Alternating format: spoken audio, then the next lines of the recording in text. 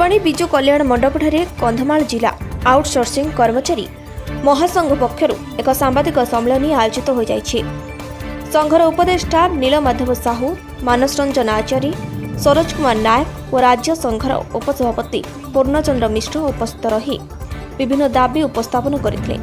कर्मचारी को चाकरी छटई कराछि बोली संघ पक्षर अभियोग कराଯାଇଛି।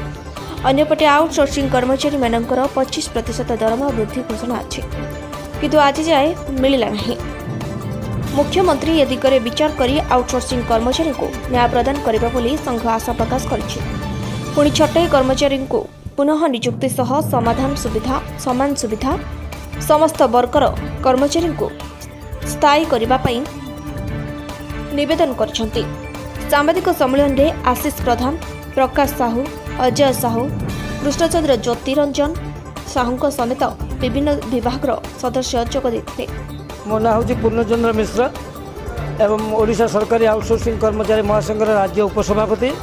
विगत दिन में विरोधी दलर उपमुख्य सचेतक श्रीजुक्त मोहन चरण माझी महोदय वर्तमान ओडिशा सरकार बरण्य मुख्यमंत्री एवं विगत दिन में विधानसभा काल एवं बाहर मध्य से माने आमर यही कुत्सित हीन प्रथार दाबी उपस्थापन करते सरकार निकट में एवं कही जे दाबी हूँ न्याज्य दाबी एवं सरकार जो 2013 गोटे नीति प्रणयन करते चिठी प्रणयन करते से चिठीर कैटेगोरी 1 में रखिते ठिका प्रथा उच्छेद एवं कैटेगोरी 2 में रखिते जे ठिका आउटसोर्सिंग रे ठिका प्रथा रही कार्य करता से उच्छेद हम।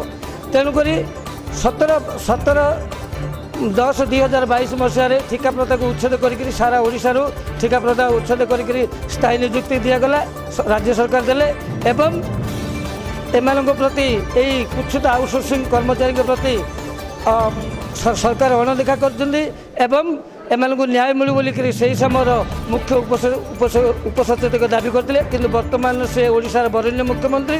तेणु बर्तमान से ओडिशार बरण्य मुख्यमंत्री है आम अनुरोध करूँ एवं आम भाविचु जेहेतु सी आमर यही दुखद घटना को जो कृतदास प्रथा को से हृदयगम कर भल से अवगत अच्छा।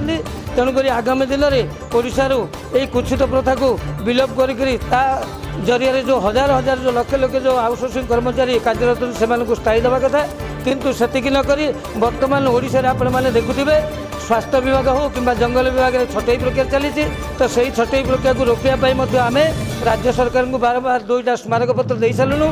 बरण्य मुख्यमंत्री महोदय अवगत अच्छा आम आमर राज्य नेतृत्व 20/8/2024 तारीख में राजधानी भुवनेश्वर एक सांबादिक सम्मेलन कर सांबादिक बंधु मान जरिया राज्य सरकार को आम सेप्टेम्बर 30 पर्यंत समय देचु एवं सरकार को आम नेहुराई जनाऊँ जे जदि सरकार यही 30/9/2024 भितर जदि ये जो आम मानकर मुख्य 3टी दाबी अच्छी यहाँ सरकार कर्णपात न करती ओडिशा राजधानी राजरास्तार लोअर पीएमजी आम आंदोलन करवा तो से कंधमाल जिला केत पछेबनी एवं राज्य नेतृत्व कथा मानिक आम कंधमाल जिलूर बाध्य बाहरबू एवं राजधानी से राजरास्त आंदोलन करूँ।